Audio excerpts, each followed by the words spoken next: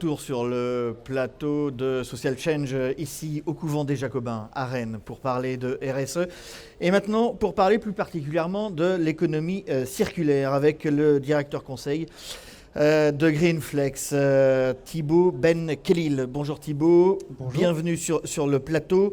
Allez, en quelques mots, Greenflex, c'est quoi ?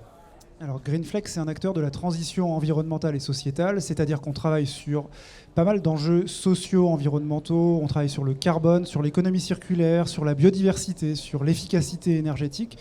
Et on ne fait pas que redéfinir la stratégie des organisations, donc de nos clients. Ce qu'on fait aussi, c'est qu'on propose des solutions opérationnelles. On propose d'avancer sur la mise en œuvre d'un certain nombre de projets concrets autour de l'efficacité énergétique, mais pas que.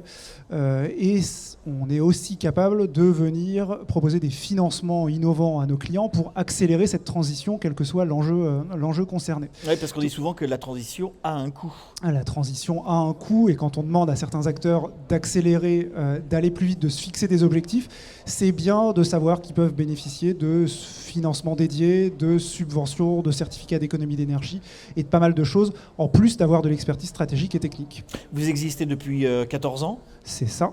Comment a évolué toutes les questions autour par exemple, de l'économie circulaire, de l'efficacité énergétique, de la décarbonation ? 14 ans, on parlait de développement durable. Aujourd'hui, on parle de RSE, mais le chantier reste à peu près le même. Après, il y a des sujets, et vous les mentionnez très bien, qui ont émergé. Ça fait 3 ans qu'on parle énormément de décarbonation et de neutralité carbone. Ça fait maintenant aussi à peu près la même période que des projets d'économie circulaire émergent et qu'on arrive à coupler dans des stratégies environnementales ambitieuses plusieurs aspects qui, a priori, n'ont rien à voir les uns avec les autres, mais qu'on peut faire dialoguer finalement. Et c'est ça ce qui est intéressant, ce qui fait que notre métier se réinvente un peu en permanence. Dans l'économie circulaire, on parle beaucoup, notamment, un des piliers de l'économie circulaire, c'est l'alimentation, la lutte contre le gaspillage alimentaire. Et alors vous expliquez que la question de gaspillage alimentaire et de méthanisation sont intimement liées. Alors, c'est intimement lié parce que de toute façon, autour du gaspillage alimentaire, c'est des projets de territoire qu'il faut venir monter, et parce que ça va concerner les acteurs publics, les acteurs privés, autour de nouvelles filières pour moins gaspiller à la base. Aujourd'hui, on jette trop vite, et finalement, si on veut atteindre cette sobriété d'usage, finalement, c'est être capable de rationaliser en amont ce qu'on fait, et il y a des initiatives exemplaires, y compris en Bretagne, qui permettent d'accélérer et de faire en sorte qu'on réduise finalement les déchets alimentaires. Et puis ça consiste après, en aval des activités, à mieux valoriser un certain nombre de déchets. Et mieux valoriser, une des solutions, c'est la méthanisation. La méthanisation, c'est quelque chose de très important pour les territoires agricoles, parce que ça permet de mettre en lien finalement un certain nombre d'acteurs agricoles et municipaux qui vont avoir des déchets méthanisables. Un rappel, la méthanisation, ça permet de valoriser notamment une fraction gazeuse et de produire du méthane, et donc derrière potentiellement de la chaleur et de l'électricité. Ouais. Et vous avez en face des consommateurs. Donc des projets de méthanisation qui peuvent être ambitieux, c'est mettre en regard ces déchets et ces industriels, ces acteurs, ces particuliers qui ont besoin de chaleur et d'énergie de façon globale. Et donc c'est des vrais projets valorisants de territoires sobres et locaux. Et la méthanisation est aussi une source de revenus supplémentaire pour les agriculteurs. Ça peut être une source de revenus, effectivement. Il faut qu'elle se fasse dans de bonnes conditions.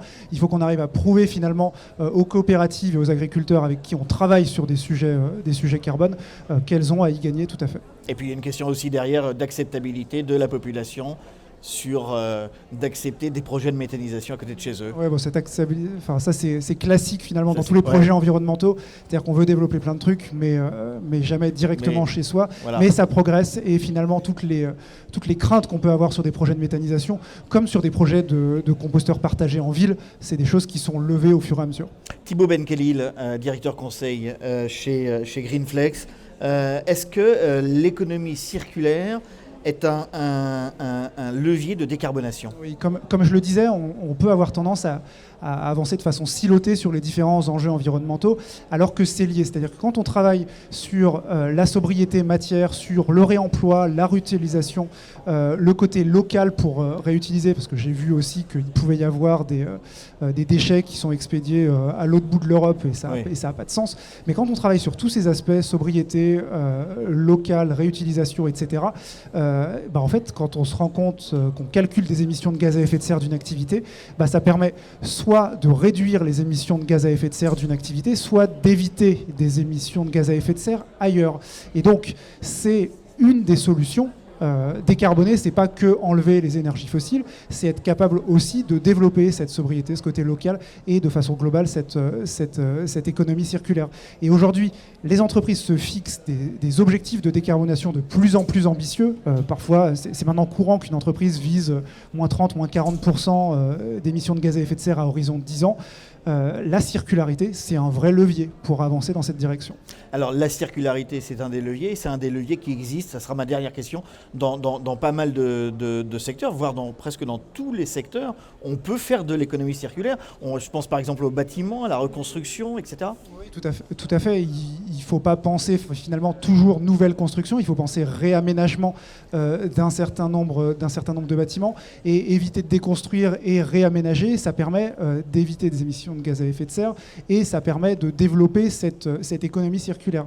Là, je parle de flux de matière, que ce soit des flux de gravats, mais on parle aussi de flux d'énergie. Et il y a beaucoup de projets aujourd'hui qui se développent de valorisation de chaleur et chez Greenflex, on porte ce genre de projet où vous allez récupérer ce qu'on va appeler de la chaleur fatale ou capter de la chaleur à un autre endroit et permettre de préchauffer de l'eau, par exemple, sur des usages de piscines, par exemple. On parle beaucoup des piscines qui ont des problèmes à s'alimenter en énergie. Ça peut être une solution. Et être capable comme ça de créer des rapprochements entre des acteurs qui sont situés à proximité, c'est assez stimulant pour tous les acteurs d'un territoire. Merci Thibaut Benkelly, directeur conseil chez Greenflex. Merci d'être venu sur le plateau de Social Change. Bonne journée, merci de l'invitation. À Rennes, ici au couvent des Jacobins. À tout de suite pour un deuxième intervenant.